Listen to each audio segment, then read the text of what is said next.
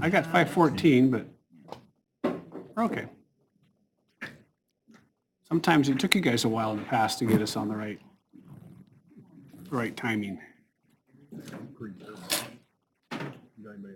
Okay, enough of that nonsense.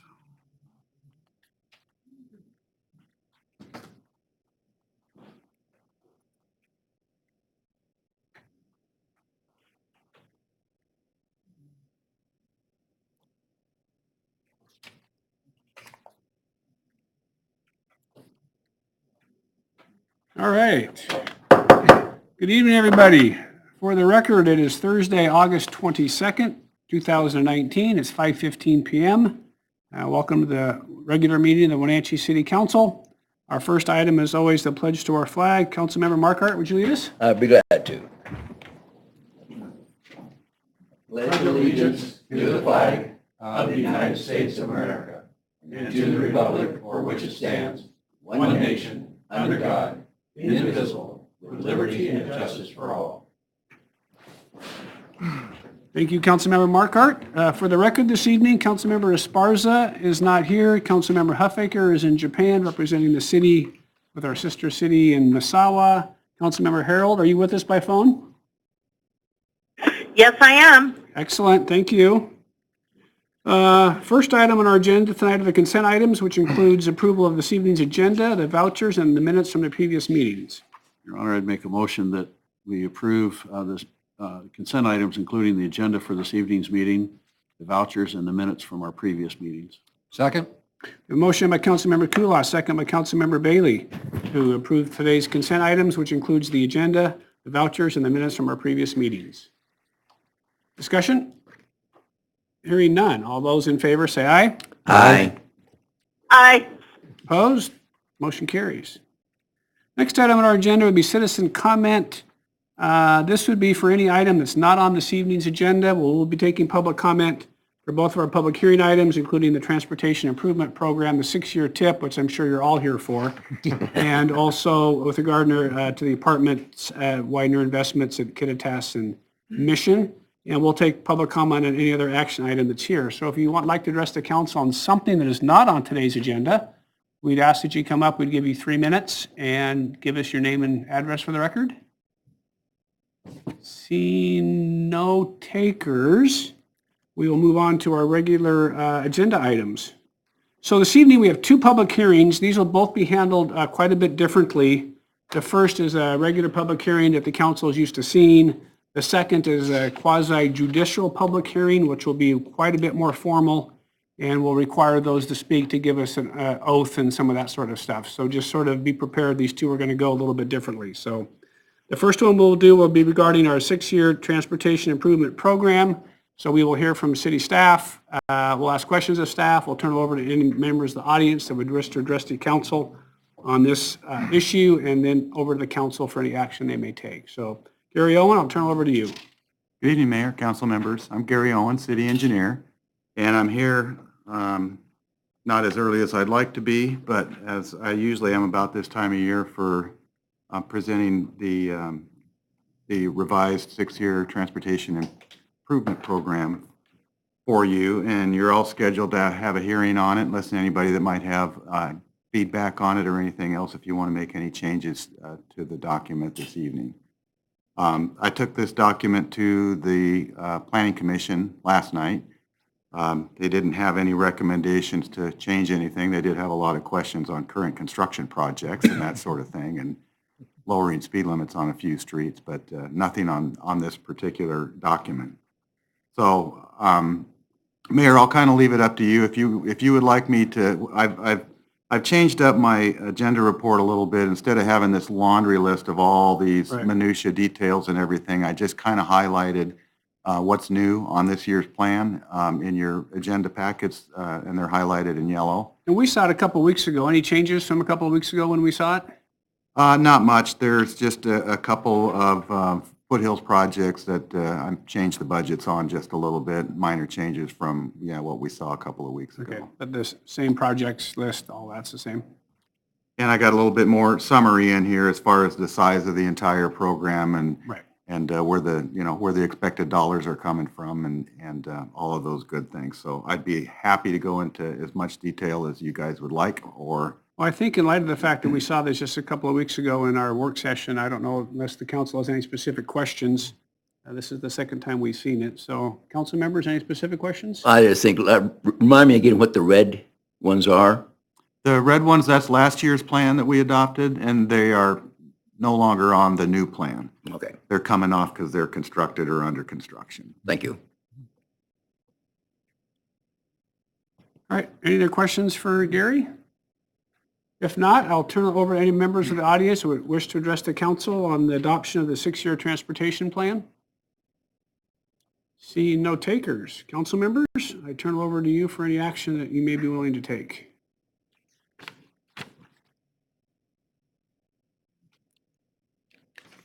Well, Your Honor, I would make a motion for the city council to authorize the mayor to sign the 7th amendment to the real motion. We're up- Oops, we're up- excuse me. we're- Oh, excuse me. We're up on A. Oh, no, Still at the A. bottom of page 1 there. There we go. There we go. Sorry. Yeah. All right. Motion for the city council to approve ordinance number 2019-32, adopting a revised and extended comprehensive street program for the ensuing 6 years of the city of Wenatchee as required by the laws of the state of Washington. Second. Motion by Councilmember Bailey, second by Councilmember Markart to approve ordinance 2019-32, adopting a revised and extended comprehensive street program for the ensuing 6 years for the city of Wenatchee as required by the laws of the state of Washington. Any discussion? Hearing none. All those in favor say aye. Aye. Aye. Opposed? Motion carries. Thanks, Gary. Thank you. All right. So I apologize for this in advance, but I have a script I get to read, and so we're going to sort of work our way through the next public hearing. This public hearing is regarding a development agreement between the city of Wenatchee and Widener Apartment Homes for the development of a couple hundred units of apartments on the corner of Kittitas and Mission. So as you know, you're in front of the Wenatchee City Council. We have 5 members here today. We will be taking public testimony. It's important to understand this is a quasi-judicial process, which means decisions made today are appealable to Superior Court. And so this is creating a record for that purpose if necessary. So for members of the City Council, obviously, we need to know whether or not you have any sort of appearance of fairness issues. So anybody on the council have any ex parte communication with anybody, any appearance of fairness issues regarding making a decision on this particular development? No. No. No. No. Okay. Any members of the audience believe that any member of the council should recuse themselves from participating in this particular decision-making process? Seeing none. So what we will do today is we're going to hear from our city staff, which will be, I think, probably Steve King. We will hear from the applicant. The applicant, I will swear you in under an oath of office, some variety. We will then take public testimony. Everyone that comes up to testimony, I'm going to give you a little oath, basically saying what your testimony is going to be the truth under the laws of the state of Washington. We will take testimony. We do have all the information in our packet as part of the public record. And when we are done hearing from the audience, we will then turn it over to the city council for any actions they may take. They may ask you questions, they may not, but this is basically a quasi-judicial public hearing. So, Mr. King, I'll turn it over to you.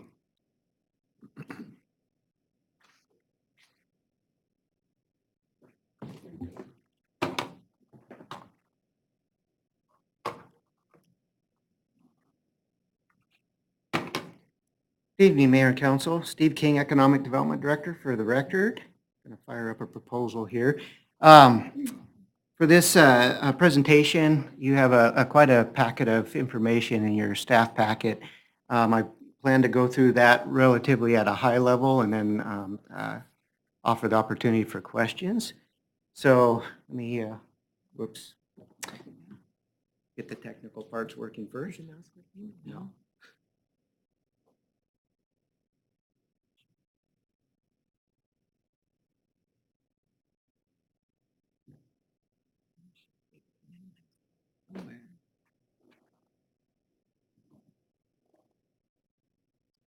Thank you.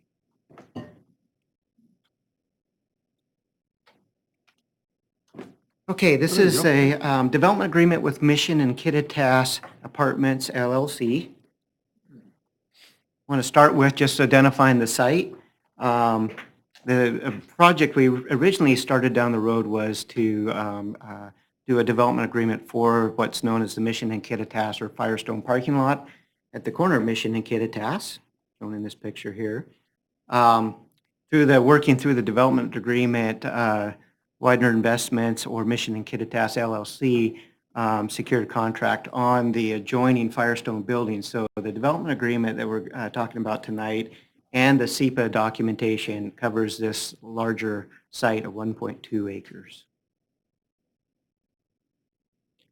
Just a little bit of background, and I'll go into more detail, but just to hit the highlights, the city recognizes downtown Wenatchee as a key economic driver for our city. We recognize that downtown is in the need of investment in housing in a variety of housing choices, and there's some documentation behind that I'll cover briefly. We have housing strategies that include utilizing city properties for our highest and best use as a strategy to get housing in downtown. Housing brings people into the downtown to support business.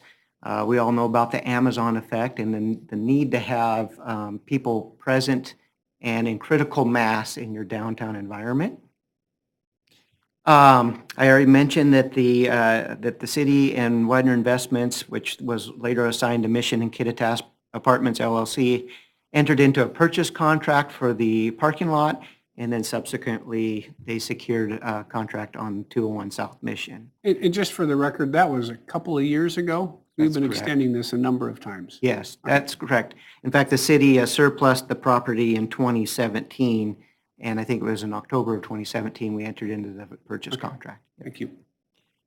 To start with our comprehensive plan, I just looked up some sections of our comprehensive plan that are pertinent to this application or this development agreement. These are the goals and policies right out of the comp plan related to downtown. And you'll see under policy 3, it says provide infill opportunities and retail market support by encouraging residential development downtown.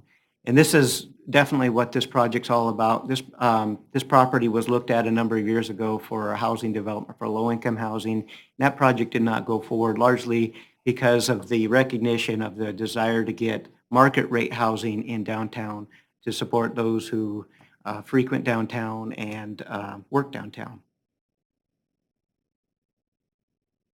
Comprehensive plan also calls out land use goals for the central business district. And once again, you'll see things, I won't go through every one of these, but you'll see characteristics like 100% lot coverage, taller building, limited on-site parking, architectural features. So this is a different development, type of housing development. This is a downtown development. Those are challenging developments to do and drive the cost of development up. In the central business district sub-area plan, there's similar goals and objectives. So again, improve links to active living and outdoor recreation. One of the great things about our downtown is it is located to our waterfront, close to our waterfront, and there are amenities in our downtown that making living desirable. And that's one of the reasons why we want to continue to support that. The vision for the downtown, so the downtown in the sub-area plan for the central business district looked at different areas of downtown. This area happens to be known as the southwest area of downtown, and it actually specifically calls out residential. It's well suited for residential. Some other information that's important that supports this effort is in 2016, the city performed a housing study, and it gave us a lot of information, but there's 3 really important things we learned from the housing study. One was that the cost of housing in the Wenatchee Valley is higher than a lot of other eastern Washington cities, such as Spokane, Tri-Cities, Yakima. And there's reasons for that Our Valley, Our Future group researched. The cost of construction is high here. The availability of utilitized properties ready to go is challenging. There's a number of drivers that feed into that cost factor. The other thing we found is there's a large housing mismatch in Wenatchee, meaning we actually have a lot of 3-4 bedroom houses occupied by 1 and 2 people. Kind of makes sense with the baby boom, the demographics of the baby boomer population.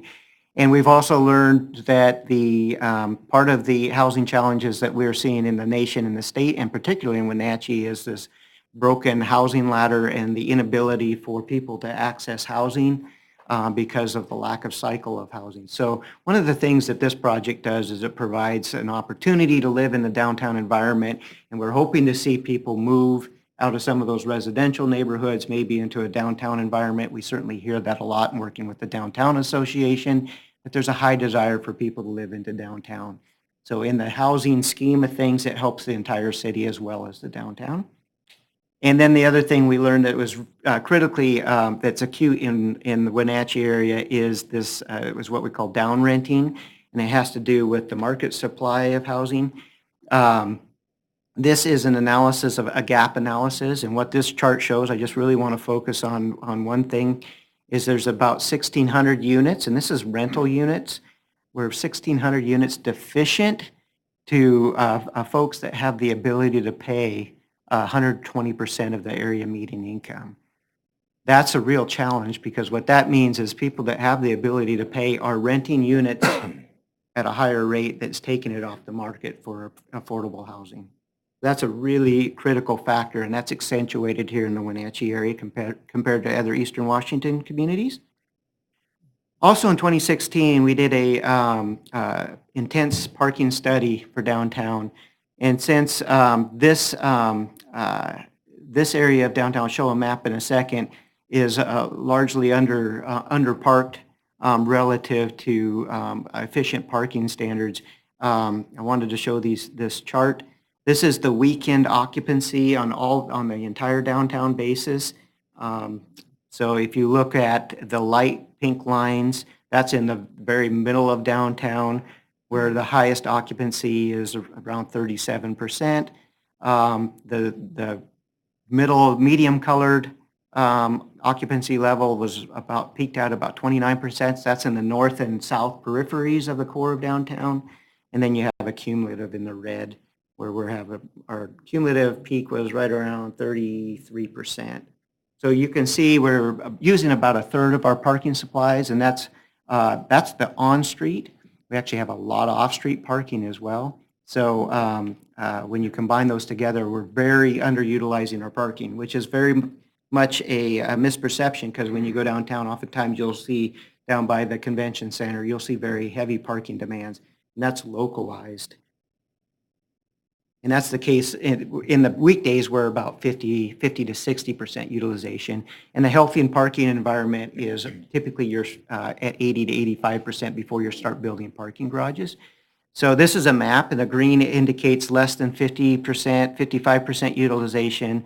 And then the colors, the red shows greater than 85%. And you can see that in the south part of this study area, most of the streets and parking lots are showing up green. This happens to be the weekend chart. I can pull up the weekday chart if we need be, but it's also similar. It's much underparked. So to dive into the development agreement has 4 key objectives. One is to establish public-private partnership. As I mentioned, this type of construction in downtown very expensive, because we're talking about 5 stories of residential over 2 levels of parking. And anytime you build structured parking, it adds considerable cost to the project. So from a ability to pencil, this is why there's a public-private partnership. And we've, as you are aware from the get-go, beginning 2 years ago, we've worked through this openly with the applicant and have understand the metrics behind what makes this project successful or not. The development agreement secures vesting rights. That provides some surety over the next few years. This development agreement will ensure they know what building code and what codes that they're developing to. We also performed a SEPA review that basically identifies what are the impacts of the area. There's a SEPA checklist, and there was a publication period. A determination of non-significance was issued on August 7th. We did receive one review comment, and I've made that available from Mr. Jeremy Walker, I believe. I think he handed me that. Jeremy Walker? Yes, thank you. Okay, and then the other thing is that we, the development agreement basically attains city concurrence, meaning they're coming, Mission and Kittitas Apartments LLC are coming in to invest in this city, taking a risk in this investment as this type of unit is going to, require higher rents to pencil. And they want to make sure that the city of Wenatchee is agreeing with, agrees with their investment. This is going to be a significant investment in our downtown, and they just want to make sure that there's concurrence in what is happening. So in the public-private partnership, this is the key points in the public-private partnership, and there are transactional documents if this resolution is approved that will follow. But from a development agreement standpoint, their Mission Kittitas LLC will construct approximately 225 units, and they will begin construction within 36 months. The type of construction will be 5 stories over 2. I already talked about that. One level of parking will include 100 parking stalls to be shared with the public during the weekdays and 50 parking stalls on the weekend. The city will lease these public stalls for a minimum of 12 years, and we have the ability to extend that lease for 2 subsequent terms, so another 24 years on top of that. So currently on that site, my understanding is 104 stalls, 104 stalls, correct. or we're losing 4. Yeah. Thank you. And the parking, if you get into the details of the agreements, the parking system will be an automated parking system, well-marked and attended. Questions of how do you ensure that those spaces are available, that's been addressed in the parking lease. That's a subsequent action. New frontage improvements will be built along Mission, Kittitas, and Yakima Street.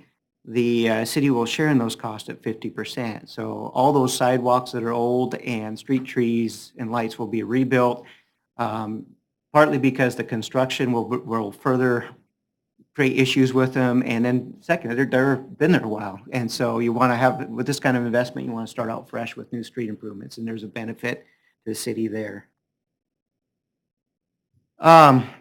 The development agreement also, we made sure it complied with Chapter 10 of our Wenatchee City Code and the development regulations. So it's consistent with our codes and our comp plan. The project I already talked about, the SEPA checklist, and the development agreement meets, current goals and plan associated with the Central Business District land use. The project will be further reviewed upon final design. So there's not a building permit being approved with this development application. That will happen later. So we will be reviewing that and consistent with building code and the details of our city code at that level. The information that we were supplied with this development agreement has been reviewed for compliance with city code. And then the vesting rights I already mentioned are included in the development agreement for those codes. SEPA review. SEPA included basically a description of the property, description of the activity that will occur on the property. The traffic and impact analysis was performed as part of the SEPA to determine if there was any off-site traffic impacts necessary. And so we published a determination of non-significance on August 7th with a no action period, which expired yesterday.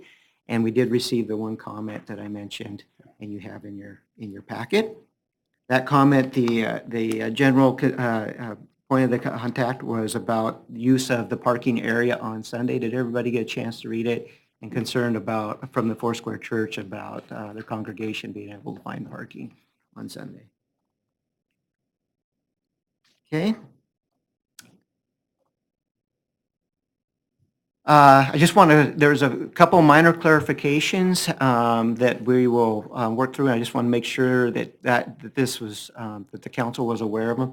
First of all, I mentioned that the 100 public parking stalls will be leased on the weekdays and 50 on the weekends.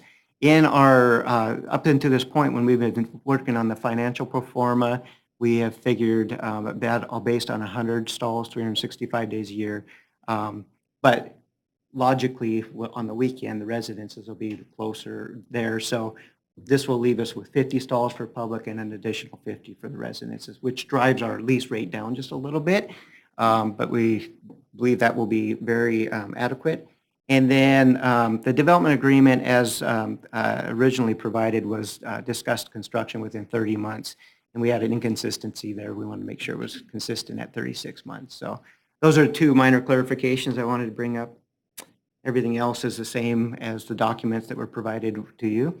So with that, our recommendation is for the council, after you had a chance to hear the applicant and any testimony, our recommendation is to pass this resolution. But at this point, I'll stand down and let Mr. Avenel come up from Widener Apartment Homes. Let's see if we have any guys have any questions questions, for yeah. Steve first? Sure, I have a question. Before you were talking about, there's a slide there about 1,600. Was that 1,600 shortage of apartments and homes or 1,600 shortage of apartments? That was rental units, so it does not distinguish between apartments and those homes that are rented. So that's the shortage, correct? Yeah, that's the shortage at that income level, at Okay. 120%, which is the market rate rents. Okay. And a healthy is a 5%, and we're at 1.8 maybe? Yeah, something like that? we go back and forth between 1% and 3%. And our goal would be to have a 5% vacancy rate. So if I do the math and we have 225 of these apartments built, that'll at least help 14%, yes, roughly, to get to that goal. Yeah, so of course, we have some other units being built in town, but yeah. Yeah, I'm We're, just, we're for far this, from, for this part. yeah, just for this part. Yeah. Okay, I just want to make sure I had those numbers. You bet. All right, thank you. And can you just give a brief, I know we've got property owners in downtown Wenatchee that are doing, we've heard about downtown living, second story living. So sort of what's the update on what's going on downtown? And, my opinion is like there's 3 or 4 over here, 2 or 3 over there, not anywhere close to 225. Can you give just a little sort of update of what you're seeing downtown? Sure. A while back we did an analysis. I think we found there was 100,000 square feet of upstairs space that could be potentially residential units. Since that time, a number of those spaces have been converted into office units because residential is very hard to do in old historic buildings. And so the few residential units that have been added downtown have been more of the loft style. And it's just a handful of units that have been added or are currently being added in downtown. So, and generally for critical mass, you need 500 to 1,000 units to establish a critical mass that helps the shops work and whatnot. And so we have a long ways to go. This is a big step in trying to obtain critical mass in residential housing in downtown. Yeah. Thank you. So Mr. King, before you leave, I'm curious on the parking study that we've done a few times. What is it on the weekends? Isn't it more parking spots available? Yes, a lot more. So in weekdays, it's in the 55% utilization rate. On the weekends, there's utilization rates around the numbers I mentioned, 30 to 35%. So a lot more spaces. Combined parking spaces, I want to say, I don't have the number right off the top of my head, it was approximately 7,500 parking spaces, street and off-street parking in downtown. So when you take 30% of those, you can see how many spaces are available left for parking. And of course, it's all in different locations, but that's on average. Thank you. All right, any other questions for Mr. King? All right, so the applicant is present. Come on up, sir. So I think what we'll start is your name and address for the record and who you work for, and then I'm going to swear you in if that's such a thing. That sounds good to me. Sure. I'm David Avenel with Widener Apartment Homes. And Okay, Did you so swear I me guess in? we're going to do a little raise the right hand. Do you certify and declare under the penalties of the perjuries of the laws of the state of Washington the testimony you give tonight is the truth? it is. Great. Thanks, David. It's all yours, sir. Thank you. And thank you, Steve. So good evening, council members. As I just stated, my name's David Avenell. I'm here on behalf of Widener Apartment Homes tonight. As Steve was just mentioning, you know, we've been working hand in hand with the city on this public-private partnership for quite some time now. You know, it's a pretty exciting project. It's a new product type for the city. It's something that we haven't done in the downtown core here before. We're very familiar with the Wenatchee market. We've evidenced that in 2 projects that we have right now that are close in here, which is the Riverside 6 project, and then there's also a new one coming on board in a couple months called 600 Riverside. So we're familiar with the market here, but I just wanted to kind of express to you that we're very excited to be here. We think that we put a lot of thought into this agreement so that it's beneficial for both the city and for Widener, and everyone, you know, gets a little piece of the pie here. But you know, we're at the beginning of the process as these things go. Tonight's a big step in that process, so I do appreciate your consideration and your time tonight. So I know you guys are very familiar probably with the site location, but I wanted to give you just an overall aerial view of where we are in the city and the project surroundings. This I don't know if does this work? Oh, mouse wasn't working. This is okay. There we go.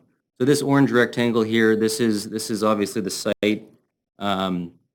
It's 1.2 acres. Most of that is taken up by the city-owned parking lot here, the Firestone parking lot. That's 1 acre of the site. To the north, adjacent here, we have the standard paint and flooring building. That makes up the balance of the site. You've got to the north here, the major intersection here is Yakima and Mission. To the south, you've got Kittitas and Mission.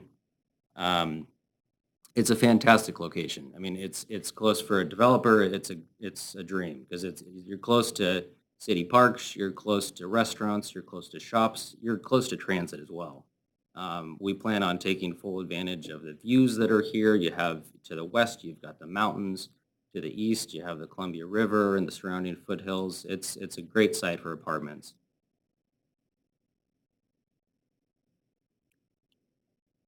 So unfortunately, we're so early in the process, there's not a ton of architectural and floor plan stuff I can show you tonight, but this is something I can share with you.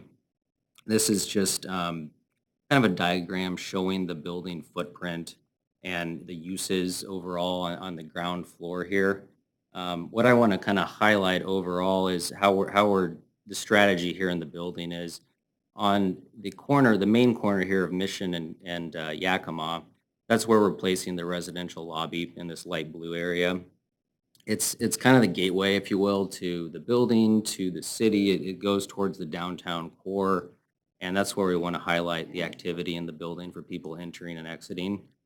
As you enter here, you'll have our staff in the leasing office, and then this is in kind of the purple or darker blue color. And then you have the fitness center that the residents will use as well. You'll go down the corridor here. There's live-work units along the Mission Street frontage here.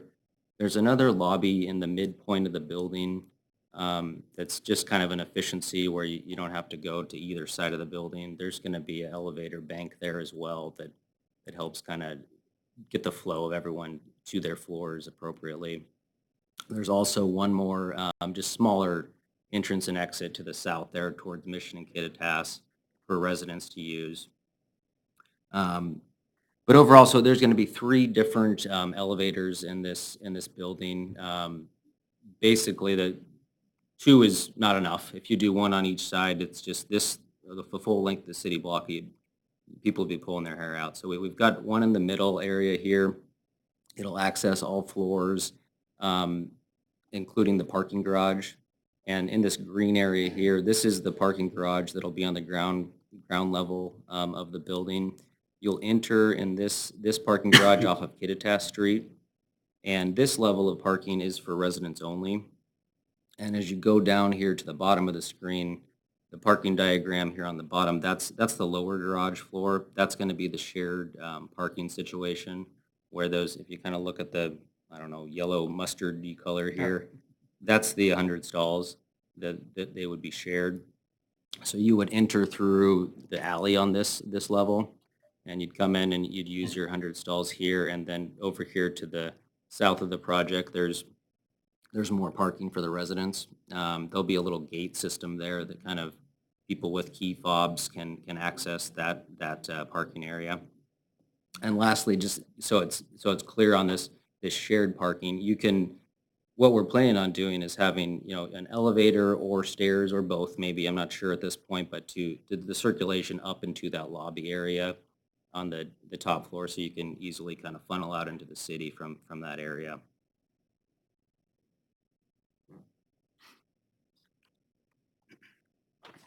So this is just a simple Google Earth shot showing the current building and streetscape there at the main intersection of Mission and Yakima.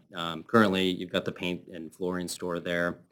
Again, this is where the lobby would be focused and where the gateway of the building.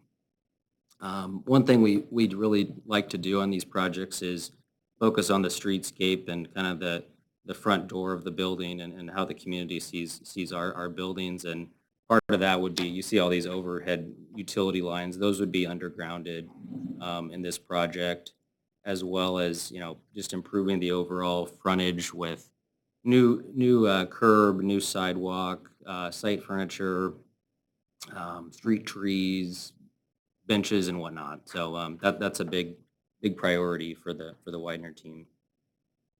Moving south, this is just another shot. I thought this was a good shot just to kind of show the current, basically the scope of the project. This parking lot makes up the majority of the project here. Again, we'll be focusing on the frontage along Mission here. That'll all be, excuse me, that'll all be new. It'll also funnel down towards Wenatchee Avenue down there. So it'll be a nice, clean streetscape that I think the city can be proud of, and we want to be, frankly, we want this to be a model that the city follows moving forward. So I mentioned I can't show too much to you architecturally just because we're not there yet, but this is something that I can show you. It's an early rendering of the type of downtown living option that we plan to build here. It's only a concept drawing, but it's meant to kind of provide you the scale of what a 5-story building might look like on this project site. There's a lot of work to go on the architecture side of things, but this gives you just kind of a taste of our vision overall. We feel pretty strongly, Steve touched on it a little bit, but we feel pretty strongly that in Wenatchee, and for that matter, any city in the U.S., I mean, you need quality downtown apartment style type living to really have people provide homes to them so they can, there's a walkability component, there's a livability component, you have a vibrant, downtown core. And, all downtowns require some sort of residential density to enable that retail life to happen, the retail life and just the overall activity, I suppose it is, after the 9 to 5 business hours. I mean, what's currently happening, and it happens all across towns in America, is after you get off work, you get in your car and you go home to your suburban home, and the downtown's becomes a bit of a shell. And, unless there's a substantial population of people living downtown, downtowns ultimately wither and die if you don't put some attention towards it. And one of the challenges that, that developers have is the cost of doing this is it's significantly higher. I mean, it's driven by, it's an infill development. There's smaller lots. With that comes mid-rise style buildings. There's, there's elevators. Those are expensive. There's fire protection systems that are very pricey. And there's the underground parking, which is one of the priciest components of it. So, I mean, we're here tonight just to kind of ask for your support in this partnership as a whole and the development agreement. It's a big step towards, a downtown living option for Wenatchee, and we're excited about it. Like I mentioned, we have experience in the market here. I was touring the Riverside 9 project earlier today and going over the occupancy rates with them, and we're at about a 95% rental rate right now, and I think they anticipated to go up a couple more ticks in the next couple weeks. So people are here and they're excited about what we've brought to market so far.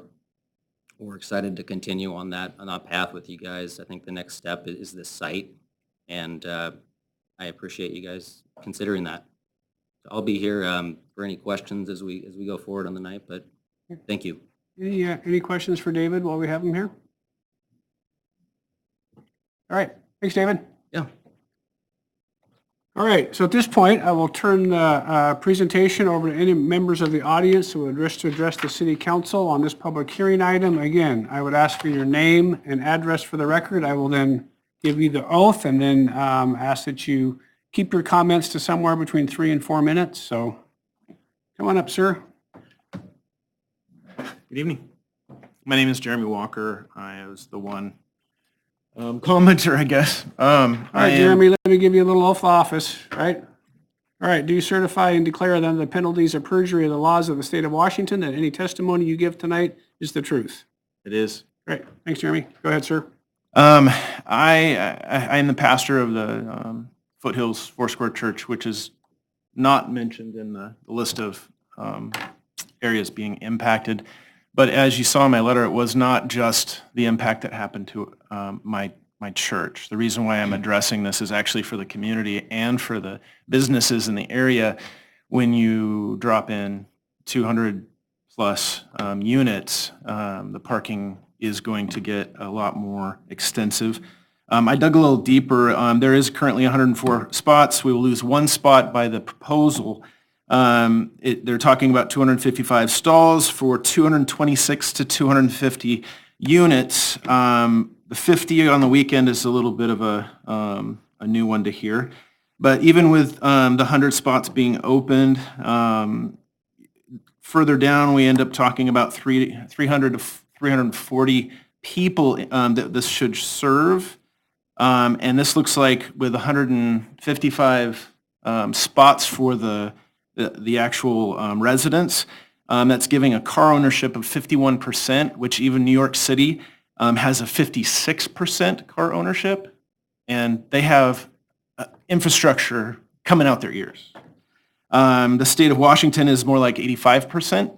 And if we just give like the 75% that the actual proposal was doing without 100 spots for any of the public, you get the 255 spots. So I think that that's a little bit more reasonable if we had 255 spots for the residents that are going to be in this facility, and then adding more parking, because what I've seen on Mission and Kittitas and that area, we're all fighting over parking on the street with the businesses that are currently there in the morning on Sundays. I understand the entire downtown corridor is probably at 30%, as it says in that study, for street parking alone. But that doesn't include places that your main traffic is on the weekends. We have a restaurant across the street. Love the restaurant. Go there myself. We have people park all the way through the front of our church. It's, first come, first serve. We have a little parking lot. It has 8 spaces. So this will impact our community. I'm in a turnaround church. The church congregation was 51 and up when I first started there almost 3 years ago. It's changed. The dynamic is changing there. But when you have people in their 70s walking, now it looks like they would have to walk around the building to the other side or drive around to the other side to park and probably walk from that distance. It's a little further for my people to go. And I just think that there needs to be a little bit more of a study for that particular area, not just the entire downtown corridor. I love our town. I moved here 2.5 years ago. I'm a Northwest boy. I love Wenatchee. It feels like some other places I've lived in Oregon and Idaho. But I think infrastructure is something you got to think about now, not later. If we don't have parking, it's just going to get worse as we add more of these residential places. You notated some of the residential places down by the park that have about the same kind of parking, but they're adjacent to parks that have parking in there as well, that are public parking, that are already kind of seeing a little bit of I think, are already kind of seeing some infringement from those local residents.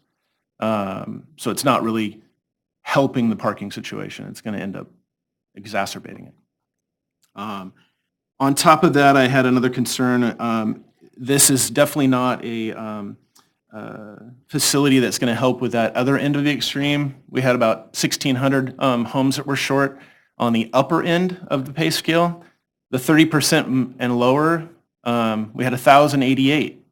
And I don't think this addresses low-income housing at all. We have, down in this area, it's a high homeless community that comes through. A lot of headaches that come with that, yes. But we're not really addressing both ends of the scale. And I think that's something that we should be doing as a city. Thank you for your time. All right, thanks, Jeremy. All right. Who else would like to address the city council on this proposal? Come on up, name and address for the record, and then I get to try to read my oath of office again, whatever it is. Yes, ma'am. Hi, my name is Jarquita Williams, and I'm an attorney at the Northwest Justice Project, and I represent low-income individuals. All right, you ready? Yes. Do you certify or declare under the penalties of perjury of the laws of the state of Washington that any testimony you give tonight is the truth? I do. Great. Welcome. So I think that it's been addressed that there is a lack of housing here in Wenatchee, but as I priorly stated that I represent low-income individuals, and it seems that this new infrastructure will address adding housing to the Wenatchee community, but it won't be affordable housing. And a few years ago, the city hired a affordable housing expert from California to come in and analyze this issue. And that expert stated that Wenatchee needs more affordable housing. And affordable housing is to address low-income individuals, as this apartment complex complexes will be market rate rent, which in Wenatchee is roughly from $1,300 on up, and that's not what individuals would consider affordable. There are a few on the end of the spectrum. It seems as yes, it will bring more housing here, but it won't address the individuals where they are 3 times more than the 1,600 number. I can't recall the exact number of individuals who need housing, but it's almost triple that for low-income individuals who do not have access to housing here in Wenatchee. The homeless population is large, and will it come with more problems? Possibly, but it won't help with building a new apartment complex here, but it doesn't help the individuals who need it most. Thank you. Great, thank you. All right. Who else would like to address the council on this public hearing item?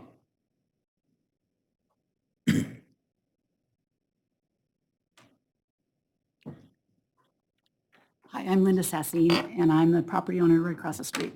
All right, you ready? Yep.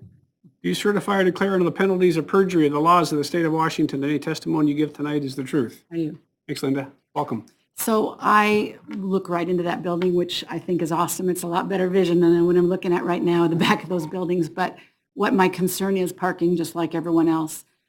Today, I got the number of cars per household for the 98801 zip code. The average number of cars per household is 2.32. And so when I calculate that times 250 apartments, that's 580 cars. If they have 100 spaces or whatever, that's still leaving 400 people without parking. And I would like to be Seattle where people walk all the time, but they don't. I think our buses are underutilized, and I think a lot of the people that are using buses park their cars and get on the bus.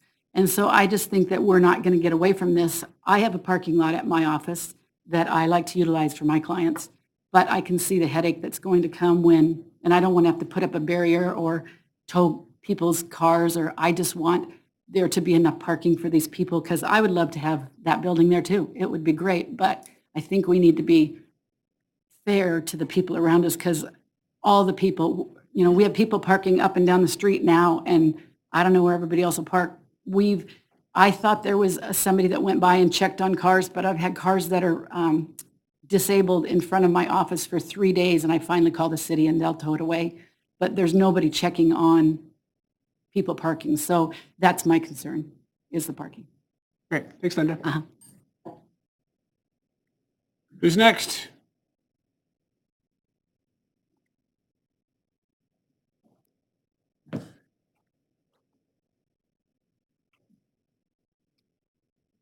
Name and address for the record.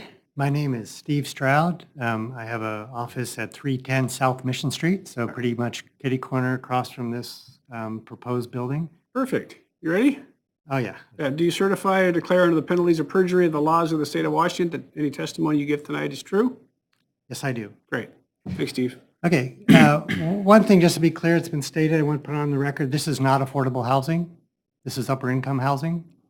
Just so it does not address any of the problems that the city has for people needing places to live. In front of my office, I've been there 30 years.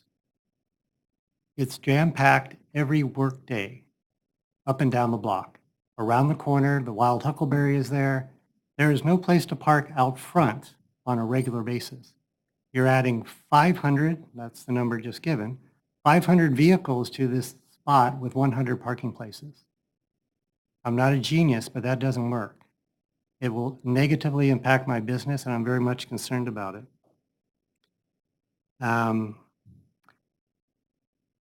Somewhere in was it a SEPA, is that what they call it?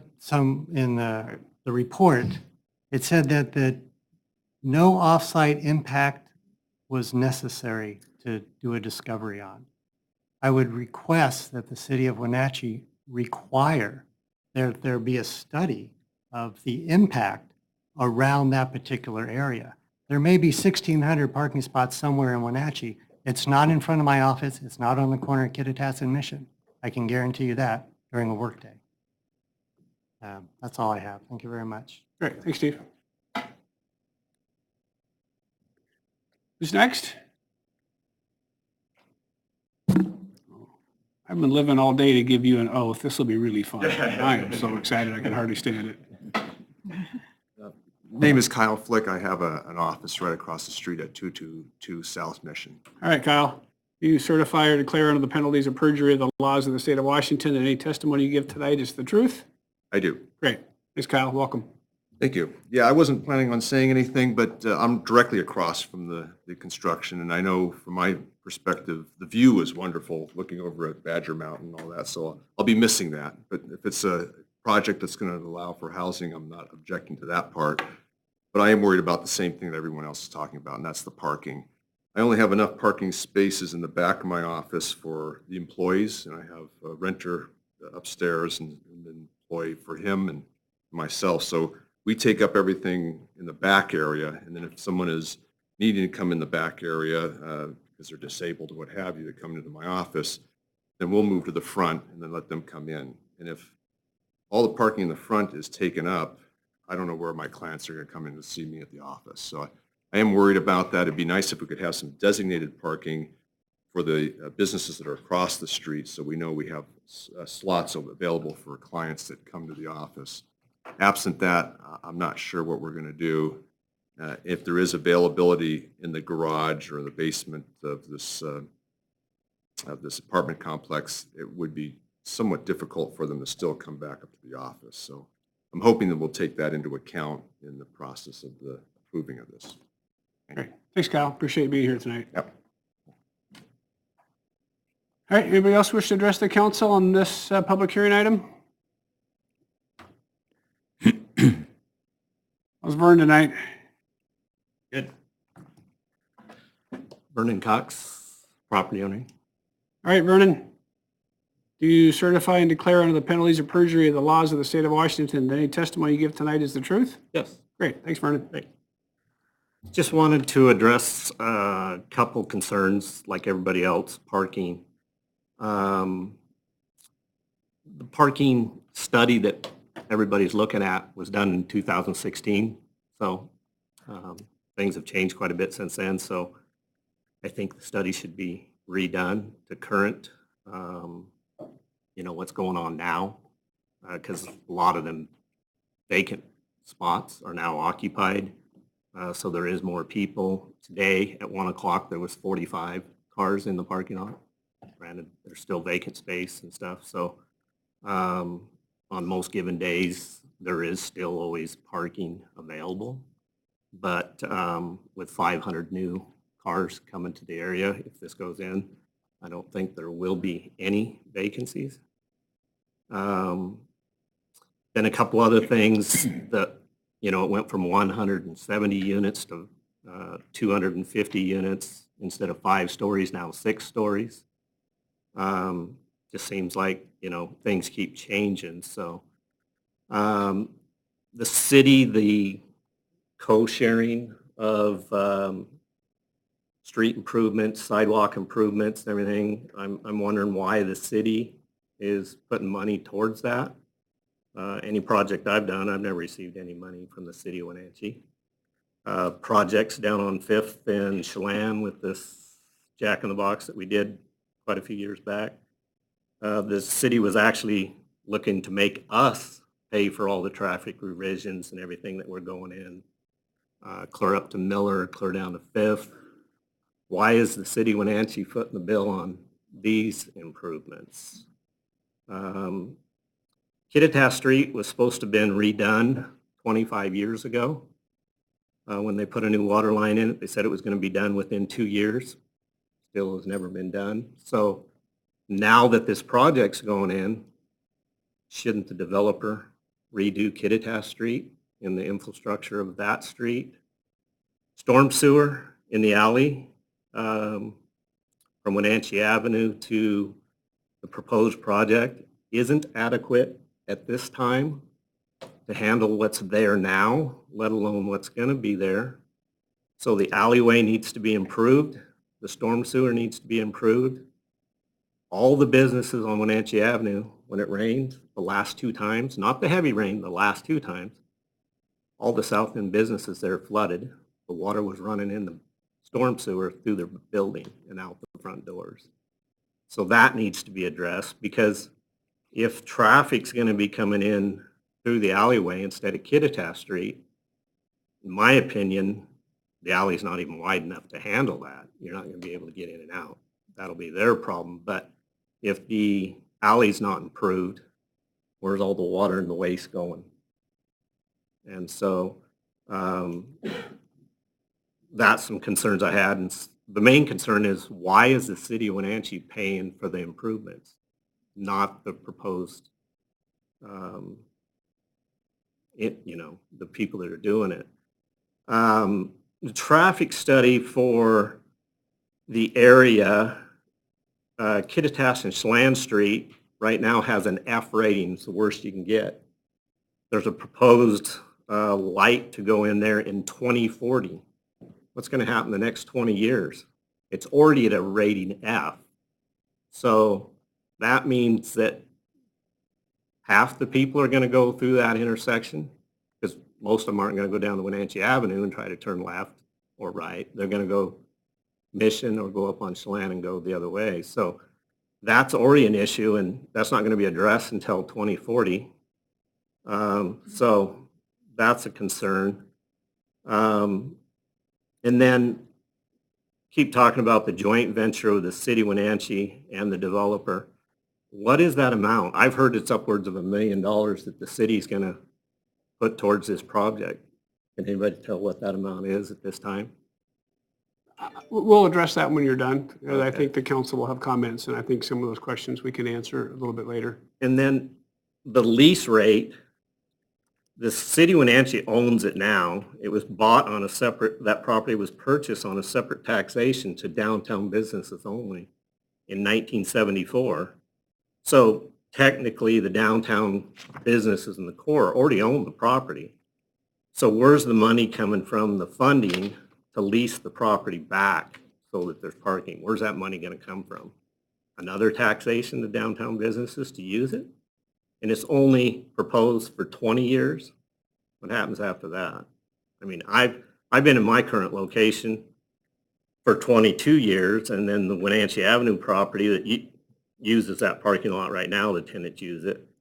So it's a concern for me, because I have 24,000 square foot buildings across the street in both directions. So I currently have parking for the Kittitas building, but I don't have Wenatchee Avenue parking. So if this parking goes away and they say there will be 100 stalls, I have friends that own property in Seattle where these apartment complexes gone in, and they've actually, their buildings are set and vacant right now because there's never any parking available. And it is designated to tenants, and there's never any left over for the public. So that's just some of my concerns.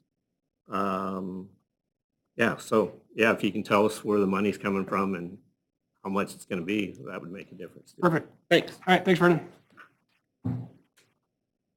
All right, come on up.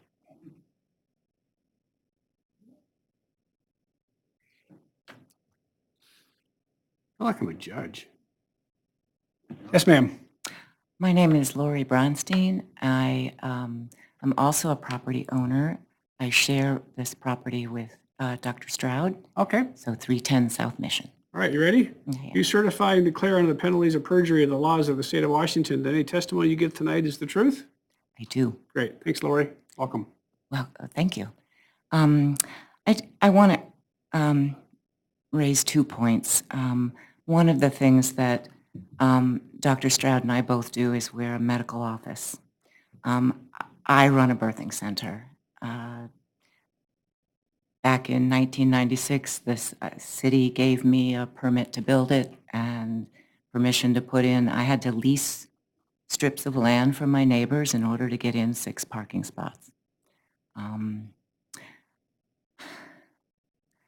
My patients are frequently very pregnant Which would or make in sense labor. having a birthing center. And so one of my concerns echoes the pastor of the Foursquare Church in terms of the elderly. My patients, walking from that parking garage to my facility is not very realistic. So there's one concern of mine. Dr. Stroud's patients are also elderly. Parking, you've heard this from all of us. I'm quite concerned. I also am someone who is impacted on weekends. Babies come at all hours. Also, as Dr. Stroud said, that parking on the street is full. We're very close to the wild huckleberry. We love them.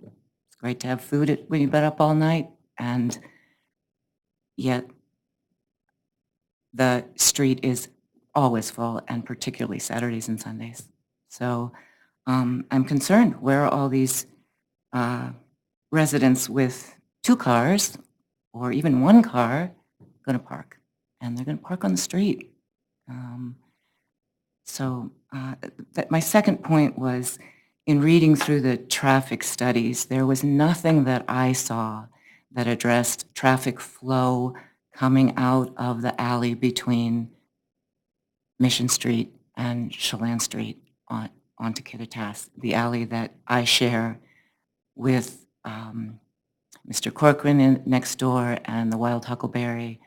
There's absolutely nothing in that report that talks about traffic flow coming in and out, and there's a lot. So I just wonder where that information is and would love to know what it is. I'd also love to know if the public has any access to that 2016 parking analysis. I looked for it today and I couldn't find it. So thank you very much. Thanks, Lori. Anybody else wish to address the council? Yes,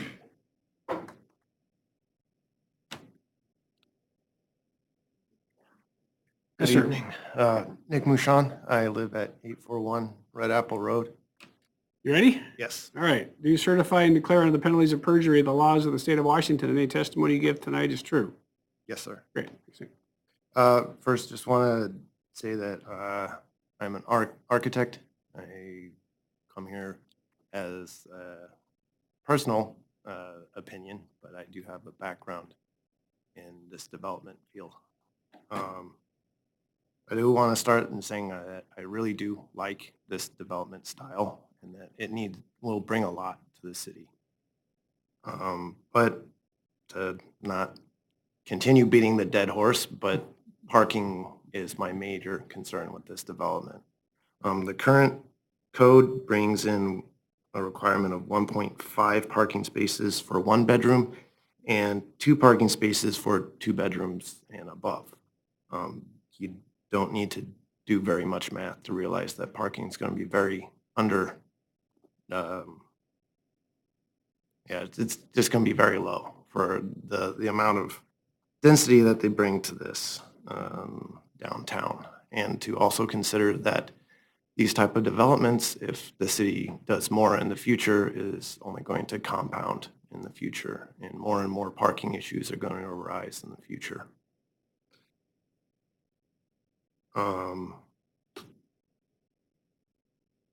I also want to echo the question and curiosity of, if the city is selling this land to the development, why are you proposing paying for 50% of the development, where I know that several local individuals who are doing much smaller developments in much less denser areas are being forced to go above and beyond improving their roads, road frontages, and to the point where they've had to go back and reconsider financing and getting partners in extra money just because of the forced road improvements. And for a company this large that already has a establishment here in the city, I would think that the city might want to reconsider that. I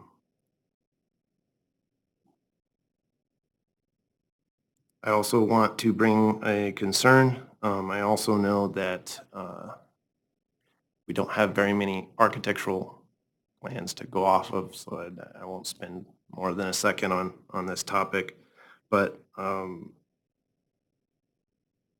have skepticism in the quality that might be brought here in the build of this development, mainly because of the high cost of bringing underground parking might bring the developer to try and cut corners in design, not necessarily build, but just design quality. And if they're going to bring market rate and above housing to the downtown, I think there's possibly some higher standards that need to be set for there. Thank you for your time. Thanks, Nick. Appreciate it. All right.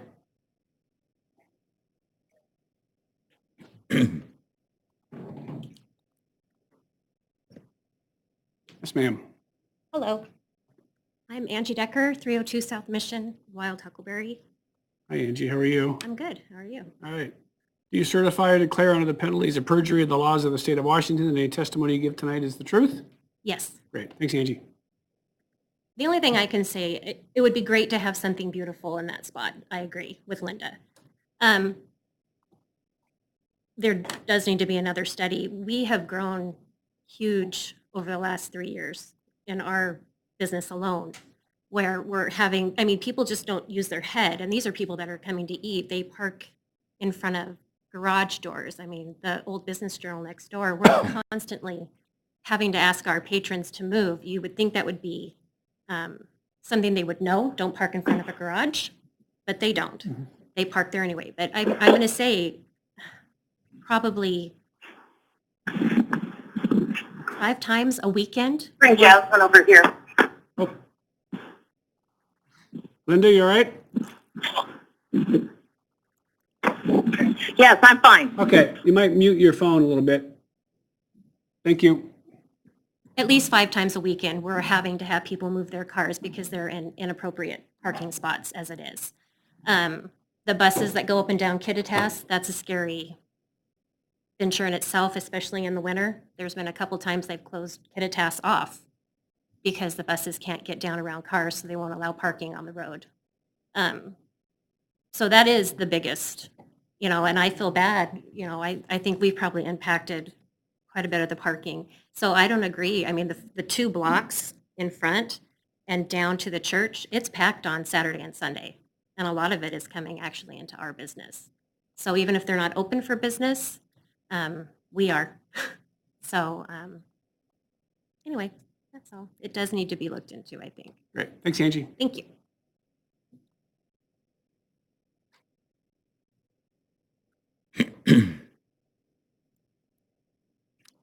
Hey, Jim. I'm Jim Corcoran. I'm here because I own property at 304 and 306 South Mission. Oh, this is a pleasure for me. Do you certify and declare under the penalties of perjury of the laws of the state of Washington that any testimony you give tonight is the truth? I do. Great. Thanks, Jim. Mr. Mayor and Mr. Council members and city staff, I first of all want to thank you all for the good work you do on behalf of our community. And also I want to thank you for the opportunity to speak tonight. Like everybody else here, parking is the biggest concern I have for the property that I own. I have a one lot with a commercial building in the front and a residential building in the back, in between the Wild Huckleberry and the medical office that you heard from earlier, both great neighbors. And I guess my concern, I don't have an objection to the apartment building as such, but the parking, my baseline for the parking situation is today, and there is a serious parking issue in that neighborhood right now.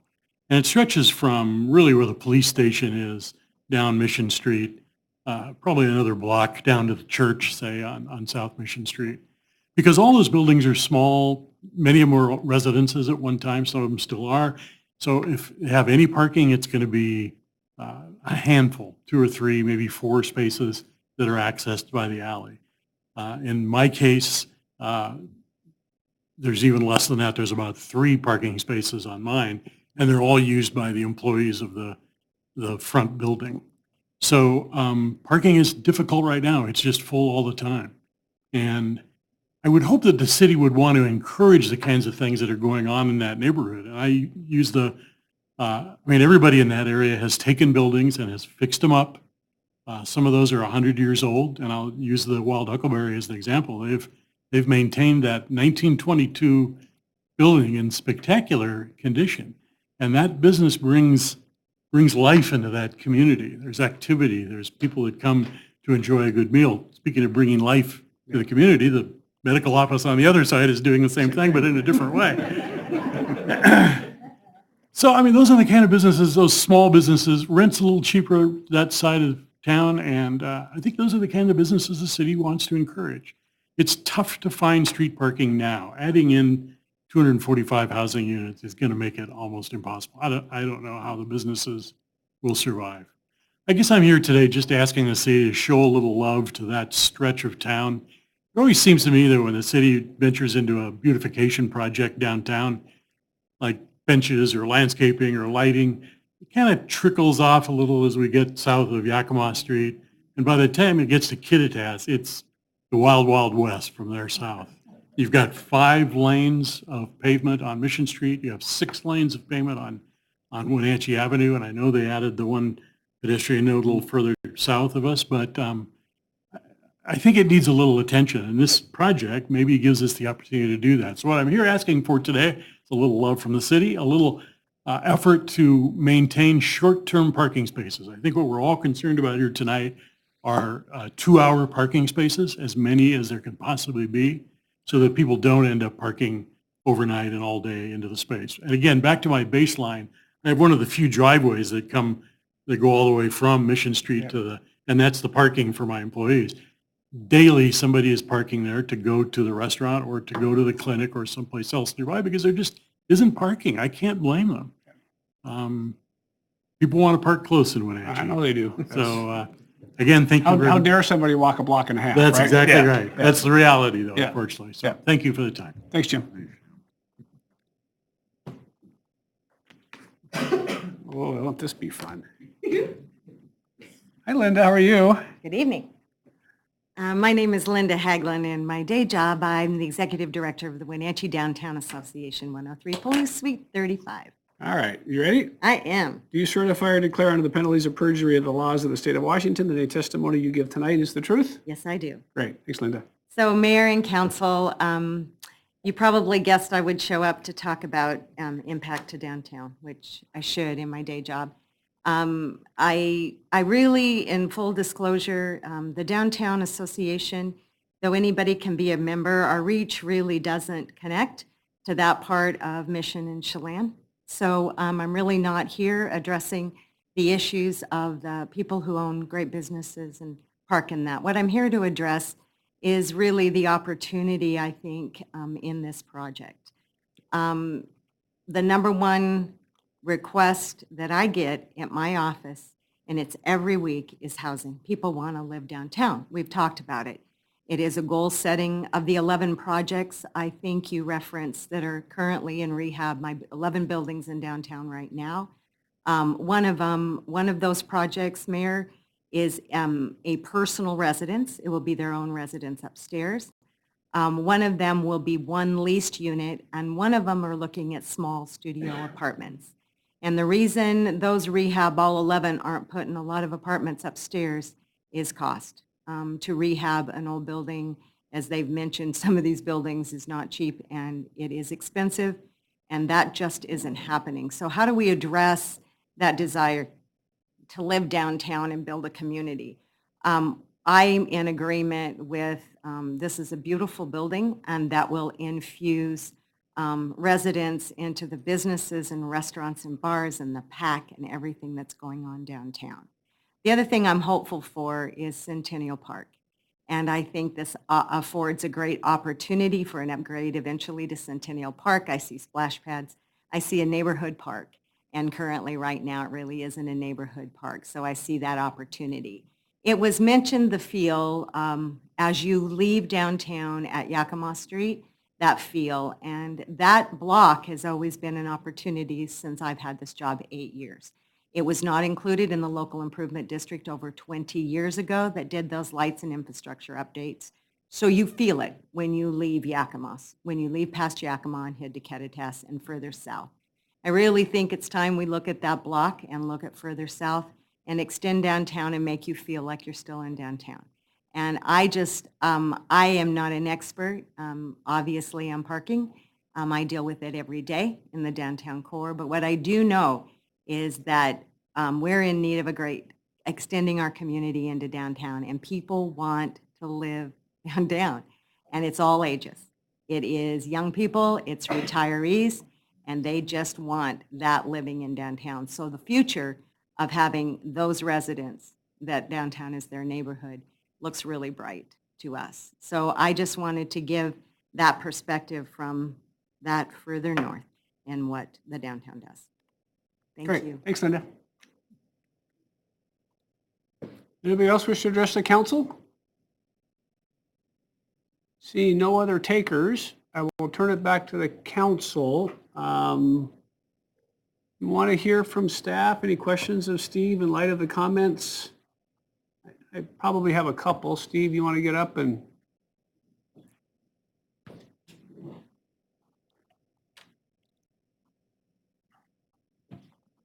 So council members want to go first? I don't want to take the mic. Sure, I'll address the couple people mentioned short-term parking. So a couple people mentioned short-term parking, so I'm curious on your thoughts of short-term parking around that area. You mean, so right now, we were just looking at the maps, the parking signage is on the, it's 3-hour parking on the parking lot side of Mission Street. 2 hours on the west side. So there's the parking streets that are already regulated, consistent with downtown. That block, another block to the south, how far down are we doing that?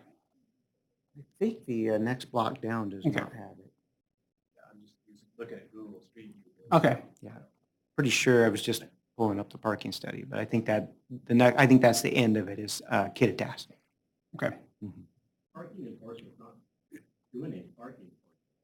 Well, parking enforcement is a Monday, it's the secret, right? It's Monday through Friday? They're not doing it at all. Yeah.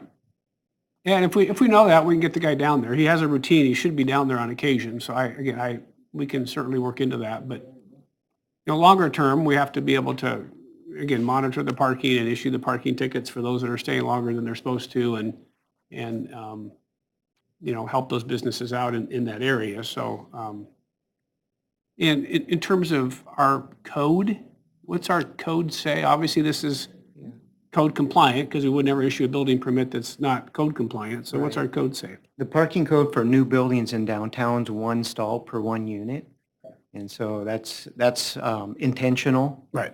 With, to try to encourage downtown parking or downtown living. Right. For residential units, yep.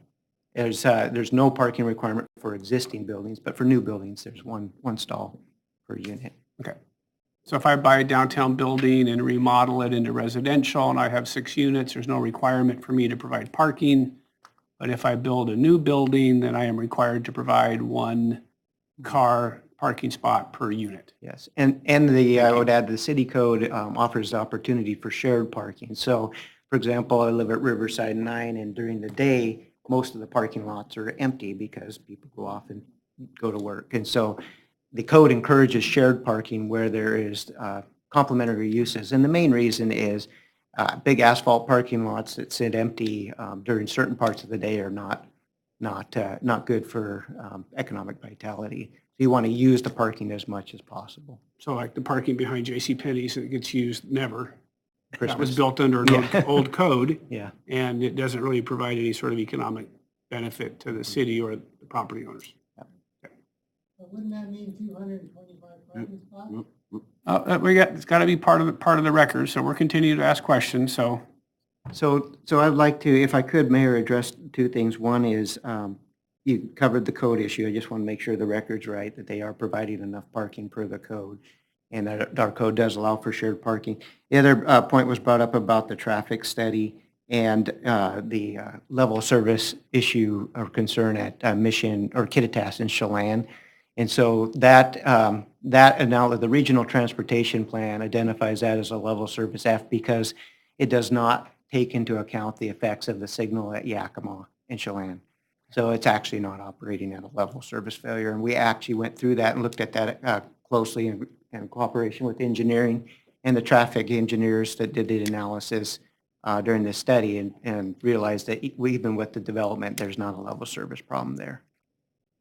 Well, my observation is that, well, we mentioned that there's plans to signalize that, but I don't recall coming through here. What is that on the 6-year tip that we just? It's in the regional. It's in the regional transportation plan, right? Yeah. And I assume, in looking at the accident data, it's not hitting so-called warrants for that. No. I would imagine, though, that the time that Localtel puts their storefront on the back side of this building, I'm just observation of how I come to City Hall, that the signal's going to be needed there sooner rather than later. For safety reasons. For safety reasons, right. The signal won't be warranted for traffic reasons because of the Yakima signal provides gaps, right? It shuts the traffic off and people can go. The more likely reason to put a signal there will be for pedestrians. And do you want to go over some of the financial part of this? Just, I know there were some questions about sort of where's the money going and coming from, and sure. So obviously there's a purchase price, there's a building permit, there's sales tax on construction. So there's a bunch of that, and the city is going to lease some parking and help pay for some improvements. Would you mind just sure sort of giving some rough numbers to that? Sure.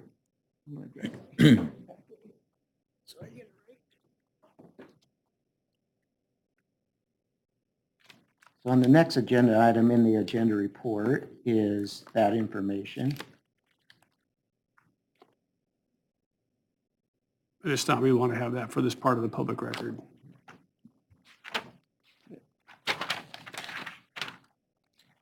So yes, the property sale, approximately $400,000. City would receive that now when the property closes. We estimate construction sales tax on the project at approximately $360,000 and a building permit fee of approximately $200,000. We estimate that the 50% contribution to the frontage improvements is about will be capped out at $350,000. And so you would net that out on a cash basis, the city's to the good of $630,000. The annual cost for parking is, the daily rate for parking, the parking lease is $6.65 a stall. We anticipate 100 stalls, obviously 365 days, or 100 stalls for approximately 260 days a year, which is the weekday stalls, and then 50 stalls during the weekend. And so that comes out to about a $208,000 annual lease payment for the city.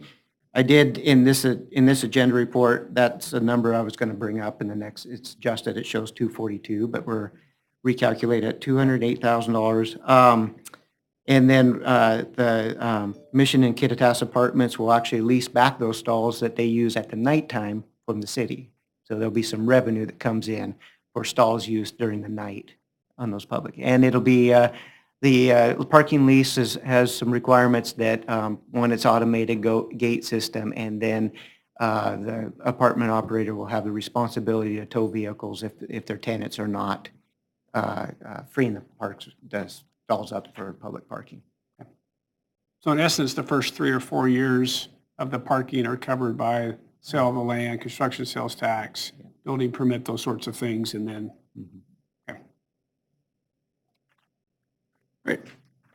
Council members, any questions for Mr. King? Any questions for the applicant? Any other questions or comments before we turn it over to you guys for any action?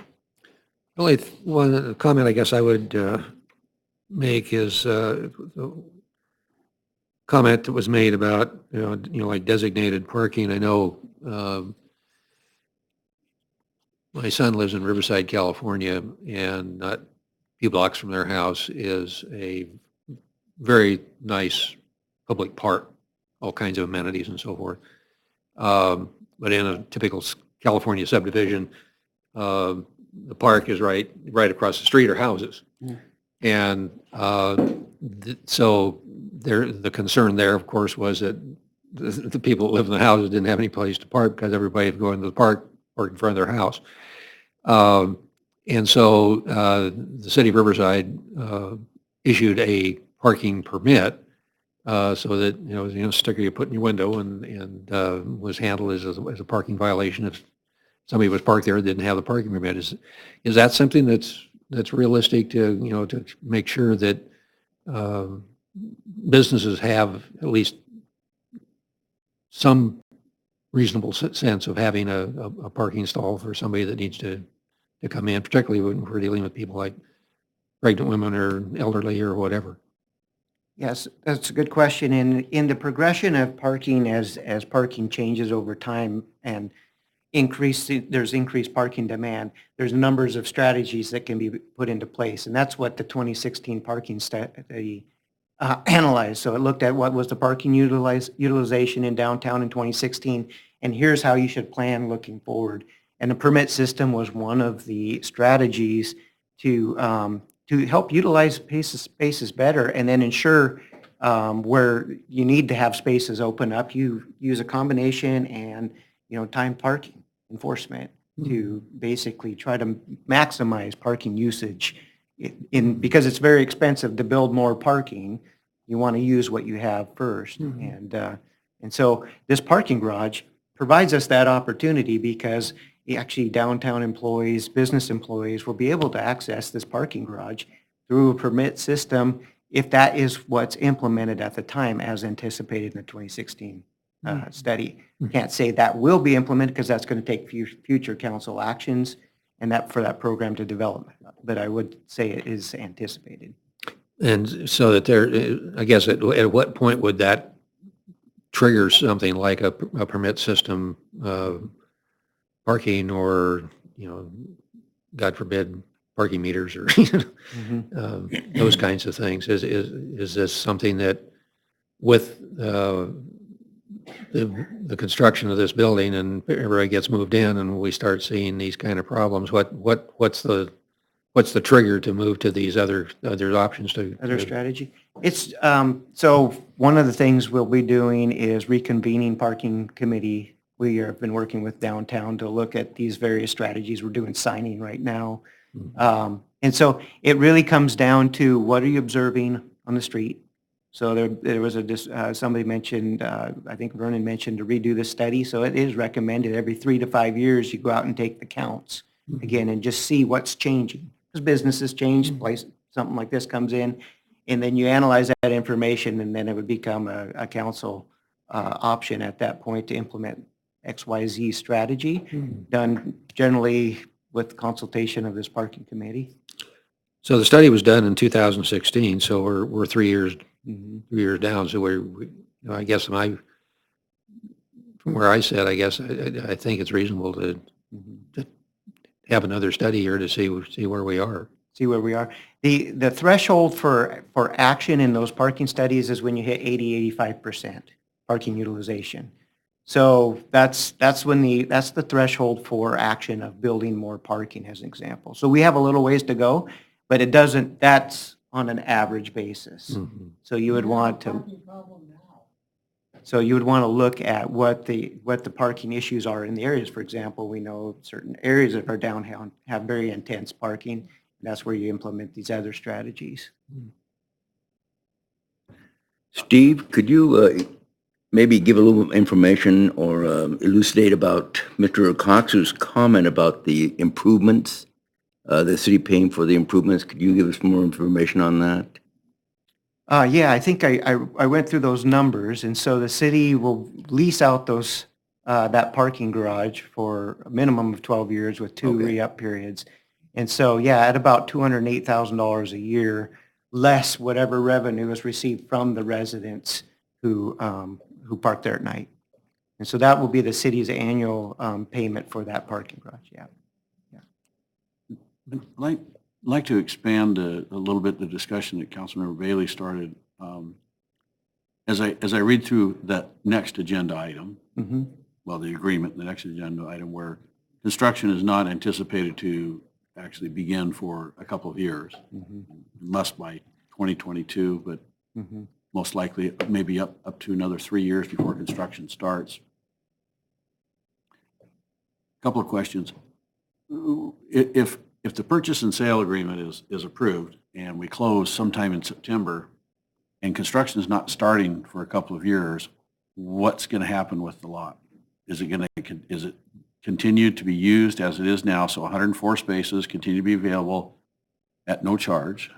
Okay, so situation's the same for construction. I wanted to be clear, we get that clarified. During that period of time, it would seem that another redo of the parking study would be appropriate, because we have some time, just suggesting that. And also to look and have that concentrate on some of the issues in the area. I think we're all kind of, through the years on the council, we've had these discussions of what is the taxpayer's obligation to provide parking, what is, you have to get space for people who are doing business, and how much do you participate in? Maybe that's some of the issues that we can look at, particularly as I love what Mr. Corcoran said about, giving a little love to the neighborhood. And during that time, perhaps we could also look at our parking enforcement procedures, which are okay, but again, it's not a weekend thing. And if I remember right, is this not one of the zones that parking is not allowed on street between 2 and 6 in the morning for street cleaning? I think so, yeah. So we're going to need to address that issue. Yep, good point. I think that's a great idea. Yeah, we'll end up having to go every other side of the street, depending on, yeah. Or not at all. Yeah. All right, any other questions for Mr. King? Any other comments from the council? If not, I think we're, Linda, did you want to say something before we get if there's going to be a motion on the table? Any comments from you? Yes, just one question for Steve. Steve, can you tell me again what the occupancy is of that parking lot?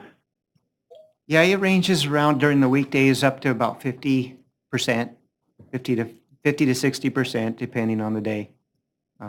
Okay, so with the construction of the new apartment building, we're losing 4 stalls completely, but currently it's only being used at 50% occupancy. Is that do I understand that correctly? That's correct, yep. Okay, thank you. All right, council members, I'll put it in your hands.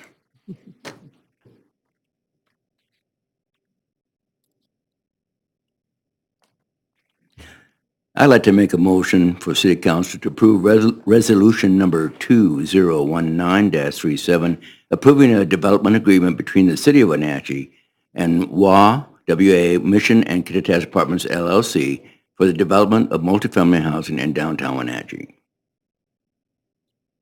Second.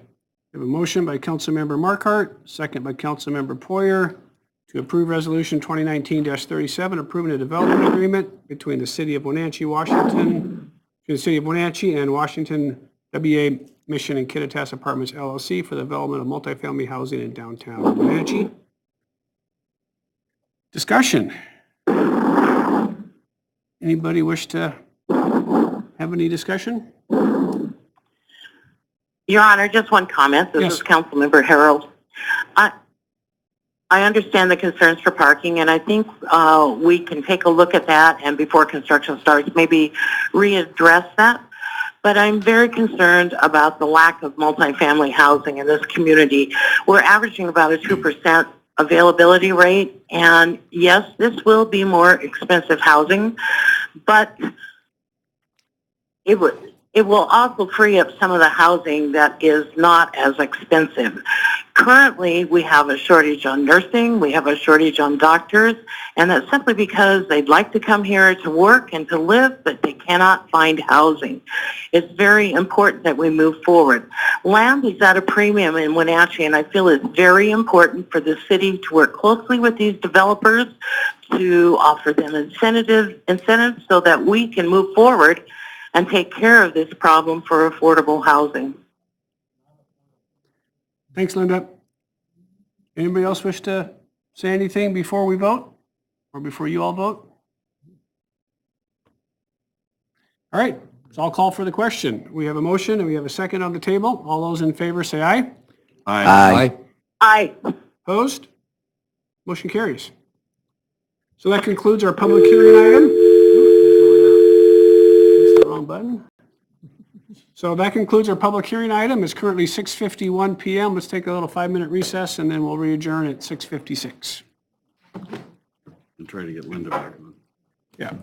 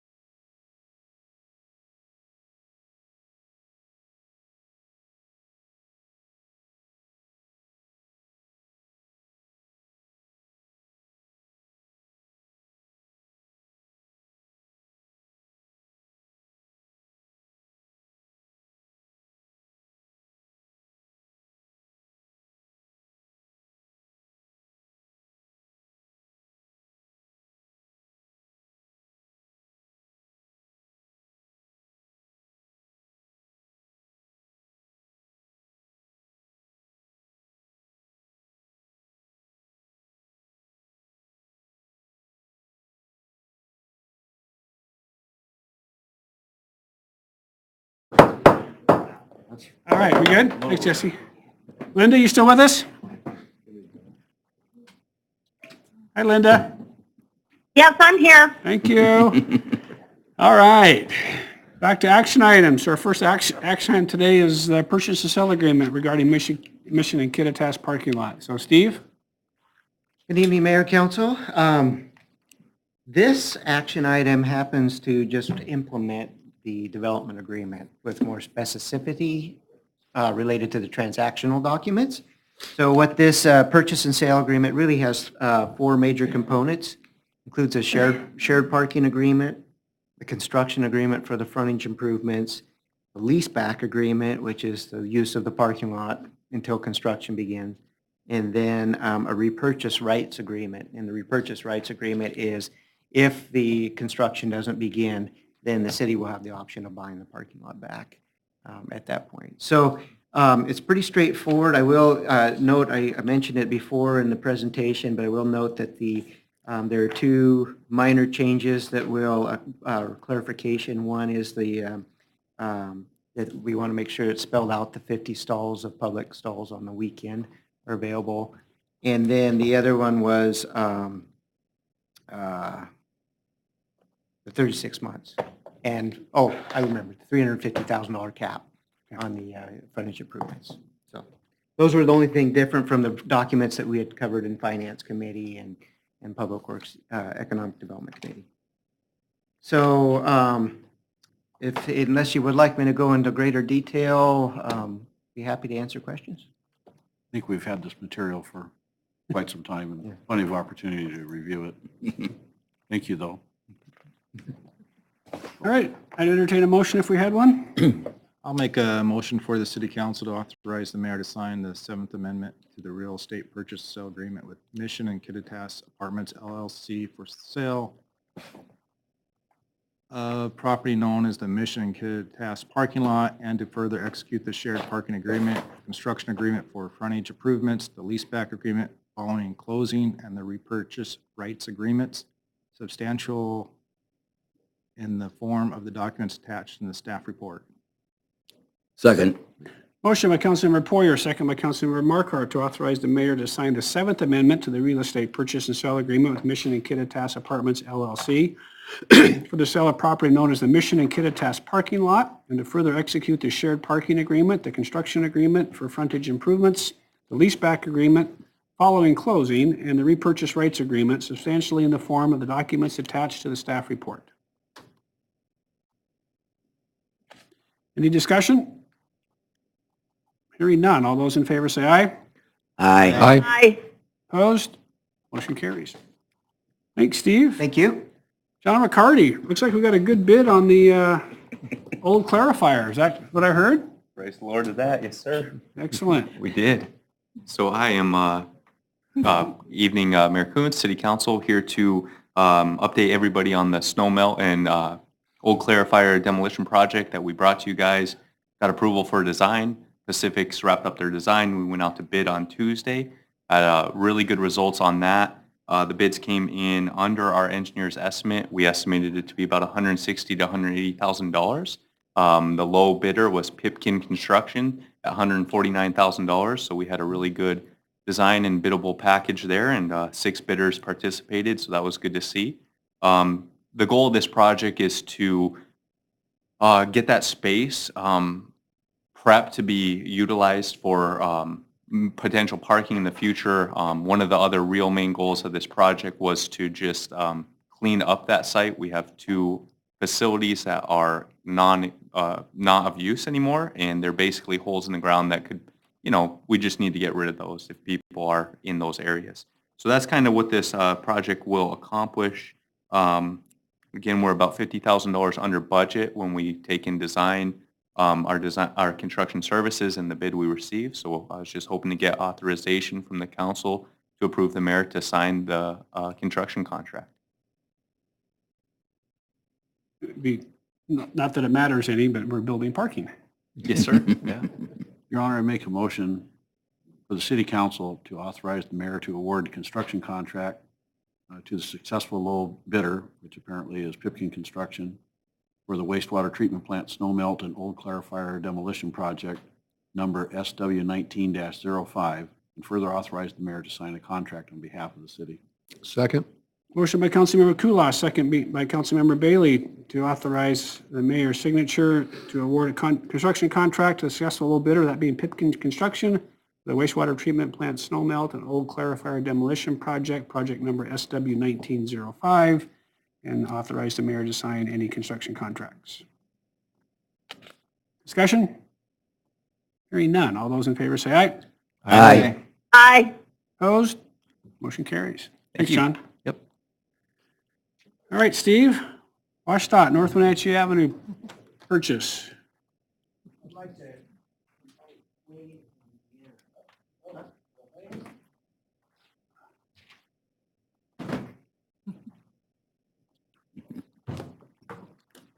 Who's with us this evening? Okay, Wade Detillion with Department of Transportation, Deanna Nichols with also Department of Transportation. And so we're happy to be here to get us to the final steps of a lot of work over the last few years on the Department of Transportation property on North Wenatchee Avenue. So just a little background. Started this with the Connecting Washington funding package, which allowed DOT to build a new facility in North Wenatchee, or in Old Station. And so back when we were working on that, we said, you know what, we really want to make sure that North Wenatchee property is redeveloped. And we've been working, it just, sometimes things take a little while, and we've been working on that process. And so tonight's agenda item is to approve the purchase contract with Department of Transportation and allow us to go ahead and close on that property. So I don't know, Wade or Deanna, do you have anything you'd like to add? No, that sums it up. It's been a long process, like Steve said, but I think we've got a good thing here for both the city and the Department of Transportation. And So can you walk me through the mechanism a little bit with the escrow, the money going to escrow to do the cleaning or the environmental remediation part? Who's Sure. holding the money? Yeah, so Is it basically. going to be in my bank account or some title company somewhere? Who's I got didn't see it? your name on How there, are we but working yeah. through that process? Okay, so we've set it up to go into escrow, so the proceeds of the sale will go into escrow and be held. The Department of Transportation is required by law to deposit funds of any property it owns in a purchase and sale agreement into the motor vehicle fund. By putting it into escrow, that'll give us the ability to utilize that money for the cleanup effort on the smaller parcel. So I guess just to step back, we've got parcel A, which is the larger parcel the city is looking at acquiring now. Parcel B is the smaller parcel that has some environmental cleanup to do. So those funds will be held in escrow. DOT will have the ability to draw from those funds until the cleanup is complete and we get a no further action from the Department of Ecology. At that point, the balance of that account will then be transferred into the state motor vehicle fund for the law. And timing, how am I ensuring that the DOT thinks this is something they want to do sooner rather than later? What do you mean? The environmental cleanup. The cleanup. How do I know that we're not going to start that in 7 years and finish it Oh, in we're 15 actually years? in process now and have been. So we are currently doing cleanup efforts. This will give us we don't have a funding mechanism to pay for that right now. So this is going to be our funding mechanism to move it forward and continue to address that. So the cleanup is when we did our testing, the TC, what they call TC, I can't even remember what the acronym's for. Really bad. Thank you. Is just barely above cleanup levels. So we don't expect this to take very long, but it's difficult to say with these things. Do you think it'll be removing some of it off and putting in fill or that sort of stuff? What do you? No, it's all underground. The contamination is actually about 60 feet deep.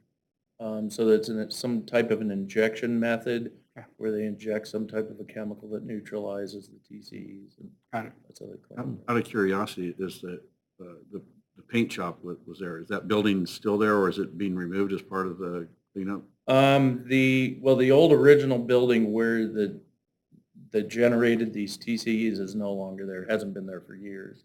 But there is still a shop. Still a shop on- Structure on there parcel B. that is being sold with the property. We do have, part of this agreement is a demolition. So since we won't own parcel B right away, they're granting us the authorization to go in and demo that.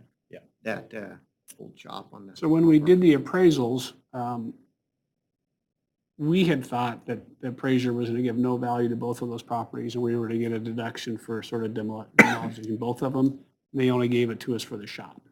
So there was a deduction built into the appraisal for demolishing the shop, but there wasn't one for the office building because the appraiser considered there to be value.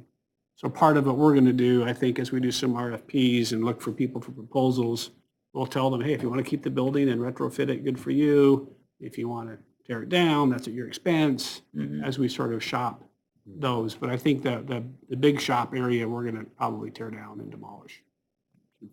And we have a. I know. I want to go stay in the Boffle one. I've been sort of dying to get over there and stay in And that. so this is on record. If the office gets torn down, DOT wants the sign. It's poured into the building. Well, I think it's very appropriate, yeah. Concrete, yeah. It's a really, really, really classic. Yeah. Did you say you wanted to sell them the sign? Yeah, Is that we'll what sell you Are we giving them $3-some million or something? Yeah. Everything's for sale for a price, isn't it? Yeah. But again, if we got McMinimans to come in there. I know. Yeah, that's the hope. And then we're just using some interfund loans for this, and this is all part of the plan. And just Steve, for an update, we've talked about this at council for a while, so your projections and math in terms of road construction and utilities and all that sort of selling stuff, we're okay? We're okay, yep, yep. I would just say that the big investment at the McKittrick Street intersection is a big deal too. Bringing these properties together and combining them with the remnants of the Northwest Wholesale property. So those property lines out there are all parallelograms. Right. And that's what we're creating, is this corner lot. But the most important thing is we're getting right-of-ways the public need from these properties at a very good value. Yeah. All right, any questions for Steve or Wade or Deanna? If not, I'd entertain a motion. Well, Your Honor, I'd make a motion for the city council to approve the purchase of 1551 North Wenatchee Avenue from the Washington State Department of Transportation, and further authorize the mayor to sign a real property purchase and sale agreement, a demolition agreement, and escrow holdback agreement. Second. Motion by Councilmember Bailey, second by Councilmember Markart to approve the purchase of 1551 North Wenatchee Avenue from the Washington State Department of Transportation, and further authorize the mayor to sign a real property purchase and sale agreement, demolition agreement, and escrow holdback agreement. Discussion. Hearing none. All those in favor say aye. Aye. Aye. Opposed? Motion carries. Thank you for being here tonight. Thanks for sitting through Appreciate that. it. Thank you. Working it out. Sure. Put up with. Welcome to City Government 101. All right, and Confluence Parkway NEPA, where are we at with that? Okay, so Confluence Parkway NEPA, last year or two years ago, we received funding from the state to the tune of $400,000 to initiate NEPA on Confluence Parkway. We started that last year, or late last year. And we also are investing some of our funds for the North Wenatchee redevelopment. So the total amount of funds already under contract is $730,000 for NEPA and pre-design for Confluence Parkway and the McKittrick Street extension, water. So tonight's request is to sign a supplement with KPG Engineering to continue the NEPA work. And really, this supplement is for finishing the NEPA work. And so through our work this last year, we've determined that through our consultation with the Department of Transportation and Federal Highways Administration, that the environmental assessment is the appropriate level of environmental documentation. So this scope of work for $1.5 million is to do that work.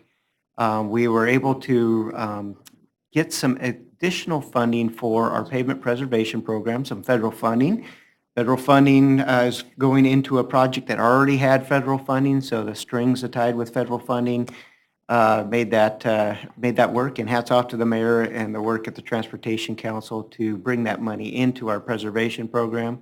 It's freed up $1.2 million to go towards NEPA. So a little bit of creative finance there, but very effective. And then we're also pursuing a couple $100,000 from Link Transit to help with this. Link is a huge benefactor of Confluence Parkway, and in visiting with Richard, he thought that would be an appropriate investment for Link.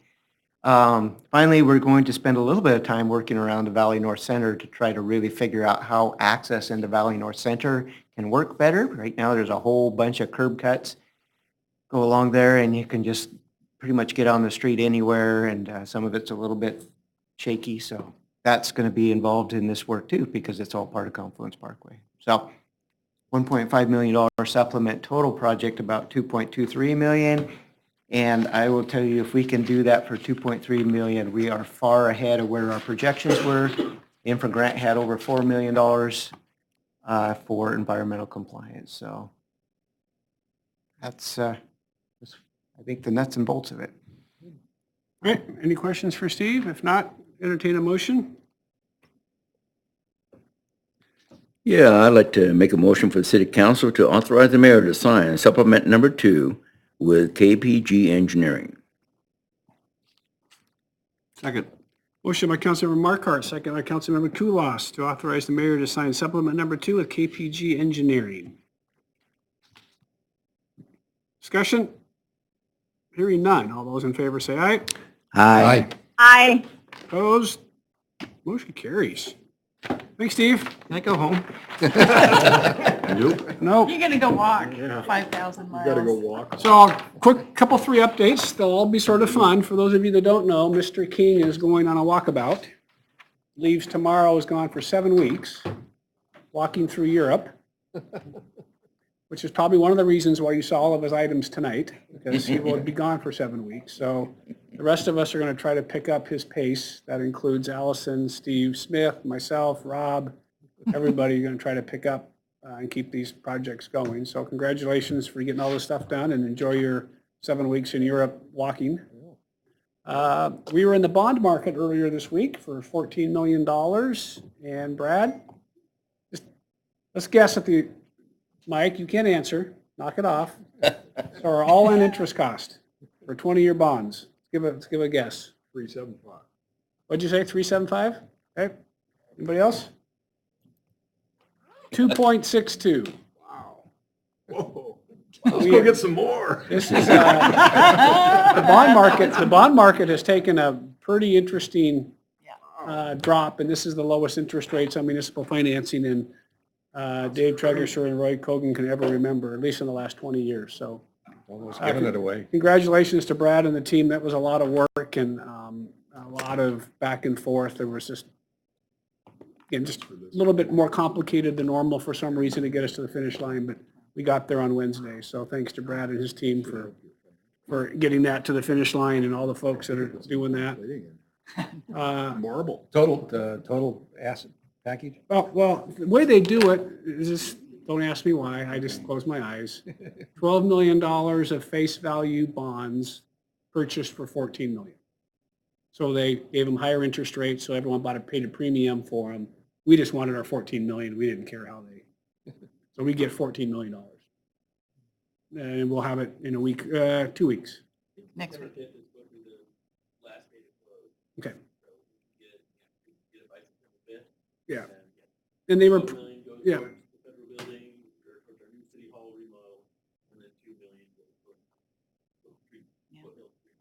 Yeah. Then we got to pay back some money that we borrowed to buy this building from one of our funds, and he's got it all figured out. But it was just great to get into the bond market and do all that. So Rob, how's the hot chip going? I didn't check today. Today we had a late, contractor got a late start yesterday. They didn't get to monitor, but they had planned to complete yesterday, and then as far as I know, they completed what they had planned for the day. We told them to just skip monitor, come back in at the very end of the project. and just keep moving forward on those streets that we want to bang out before school starts. So I've been out there. It's definitely a different product. It does not, at least what we saw, it doesn't release that oil like you typically would see on the cold chip. So right after they laid it and had rocked and rolled it, cars were on it and heads were crossing it. I was walking on it, didn't leave any tack. So the department's excited about the product. We're going to see how it functions. It may be a real win for us financially if we do this in years to come. And we're still going to have, again, got off to a bit of a late start, so we're going to have some with some of the school stuff on Tuesday, Wednesday, Thursday, and I sort of, anyhow, not our fault, but we're still, I think, at frustration, but it sounds like it's going on quickly and they're really cranking out the roads and. It's pretty amazing how much ground they can cover when they're set up. It's fast.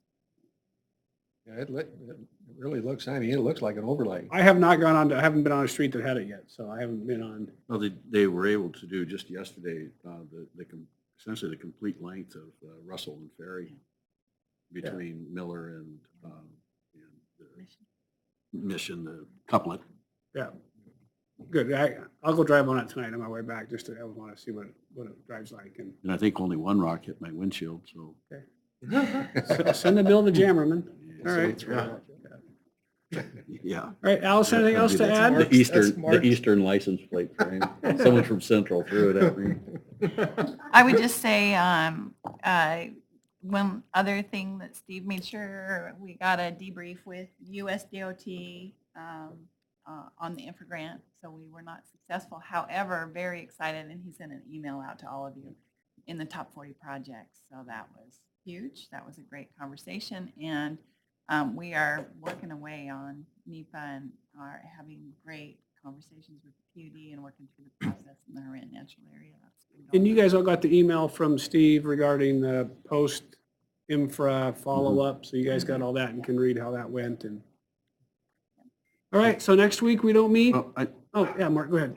Kudos to Mr. DeVries and the community development staff for the work thus far on the housing code that Makers has been assisting the city. And some of us came to the open house yesterday that was almost bordering on a tomato throwing contest, but it's, we got the, it's going to be, change is difficult.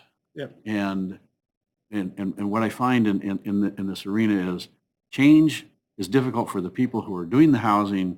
Change is very difficult for the people who are having housing next to them. Mm-hmm.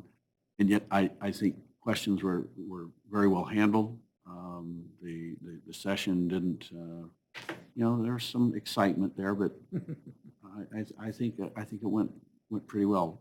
Both a light morning discussion, but particularly the one from 4 to 5 yesterday, which brought out several dozen people. Surprised me when I stepped in the room that there were. Yeah, it was a big crowd. There were that many, so good job. And Glenn did a very good job of handling the tomato throwing. Dodging the tomatoes.